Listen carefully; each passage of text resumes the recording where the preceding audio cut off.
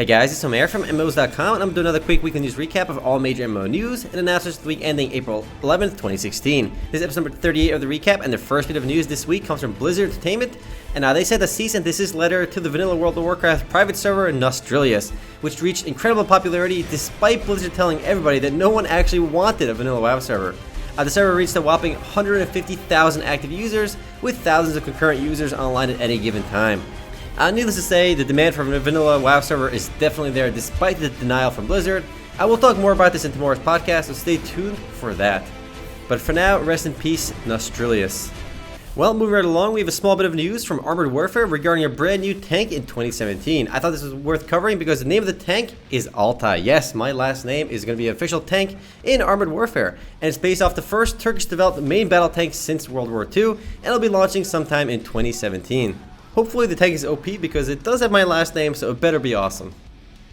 Next up, some good news for Ragnarok Online fans. Unfortunately, it's only in China right now, but Ragnarok Online Mobile is releasing hopefully later this year. And what's good about the game is it looks just like a good version of Ragnarok Online. None of the Ragnarok Online 2 nonsense with 3D generic graphics. It has the same art style and look and feel as the original Ragnarok Online.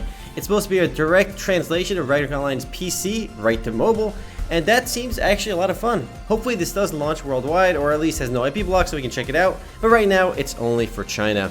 But it looks so cool, I really want to play this. I mean, it looks like what Ragnarok Online 2 could have been, or at least any mobile version of Ragnarok Online could have been. It looks, I like it, I want to play. Well, moving right along, Webzen announced the first major content update to Asta Online, and it'll be launching on April 19th. The update will add another difficulty mode for the game's 10-player dungeon raids, as well as a new team arena map. Along with this update though, or rather the announcement for the update, Webzen's head of global business said Asta has received a fantastic response from current players, though it seems really generic to me, but maybe there's more to it as we keep playing. But they did specifically say they're nowhere near finished with Asta, so expect more updates for the game in the coming months. Up next, a small update from Blizzard regarding Overwatch on the controversial butt pose. The original pose was the one on the left, and now the one on the right is the new one. We discussed this in the previous podcast, but basically there was a pose for Tracer, the Tracer character, which I guess was a little bit too revealing. A few people complained about it. It was a very stupid controversy, but they got rid of that pose, and now we got a new pose. And it just seems silly that Blizzard caved into in the first place, but it's funny because the new pose they added is also a butt pose. I guess it's less suggestive than the last one. We'll talk more about this in the podcast. I thought it was really funny that Blizzard actually removed a pose in the game because it was thought to be too sexy and too... moving right along, Perfect World International releases the Elysium expansion trailer. We talked about Elysium before, but it's the latest update to Perfect World, and it adds a player housing system, new zones, and a new endgame dungeon. The video in the background is the official Elysium launch trailer, and shows off some of those new features. And if you're not aware though, the Elysium update already launched, so if you want to check it out, just log into Perfect World, and it is there for free. Next up, in some uplifting news, Soul Worker Online launches in Japan after a week of open beta. For those that haven't heard of Soul Worker, it's a gorgeous anime-inspired game, as you can see from the video in the background. It is IP blocked though, and it's only in Japan. If you want to play the game, there is an English patch out there somewhere, but you have to use a VPN as well. I mean, we're already seeing a lolling the trailer in the background, so this makes me want to play the game alone. Unfortunately, no word on a Western release. Up next, some unfortunate news from Masse Entertainment, the guys behind Tera. They did do a round of layoffs earlier this week, which is definitely not a good sign for the game. But despite the layoffs, Masse Entertainment did say they're still working on battle plans, their unique RTS hybrid, as well as still focusing their efforts on Tera. The CEO of Masse Entertainment also further clarified that Tera isn't going anywhere. And for those that didn't know, Masse is actually fully owned by Bluehole, so the studio that actually makes Tera owns the publisher as well. So they say they're not going anywhere, and it's probably true, but in the long run, it does mean the game is slowed down. But it still gets over 2,500 users online at once on Steam alone, so it's still doing really well, but it clearly slowed down. Up next, some news from a game that you guys probably never heard of. Dungeon Hero from JC Planet is launching on April 14th. The game was previously known as Hero of the Obelisk in the past, but it is relaunching for good on April 14th, 2016 on JC Planet. It has instant gameplay like Vindictus and Dragon's Nest, along with open field experiences. I have never heard about this game in the past, but I will check it out when it launches. Expect a first look video rather soon. Next up, yet another game closure from GamesCampus. This time around, they're shutting down Karos Returns. However, the game is still being picked up by Red Fox Games. If you guys haven't noticed a pattern yet, Red Fox Games has been picking up every single game that GamesCampus has shut down. So the only game available on GamesCampus' official website now is just Shut Online. But they also do Winning Putt, I believe, but on their official website, all they have is Shut Online.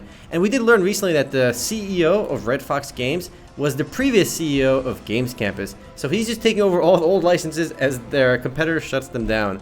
Interesting, but there will not be character transfers like other games because the characters were stored on Steam servers and they can't import them. So anyone that makes a new character on the new Karos Returns, now I guess it should be called Karos Returns because it's like the third time it returned.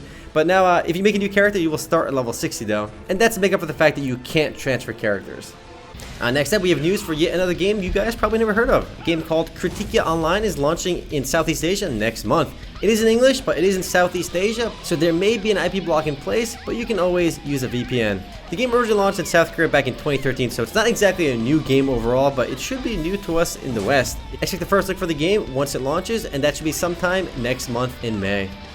Up next, some news from Asta Online. Along with the Medai update which launched previously, Dom Games polled its users whether they wanted to add an auto looping feature in the game, which was available in the South Korean version, and 83% of users out of almost 10,000 users voted in favor of it, so that feature was added to the game.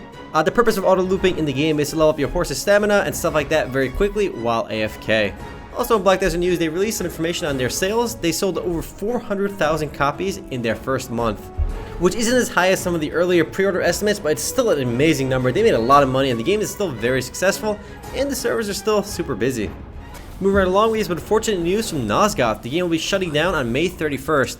Despite maintaining over 500 users concurrently on Steam, the game is shutting down for good. Developer Psyonix is going to be focusing their efforts elsewhere, and that means the game will be shutting down on May 31st. The reason for the shutdown is pretty straightforward. The game just could not maintain the player base it needed to sustain ongoing operations, so the game just wasn't as popular as they expected. Plus, from Psyonix's point of view, why should they spend time on Nosgoth when they have such an immensely successful game in Rocket League? Rest in peace, Nosgoth. In somewhat related news, we have yet another game shutting down this week. Metro Conflict is shutting down on April 25th for good. It is from OG Planet and was their sci-fi shooter-esque game.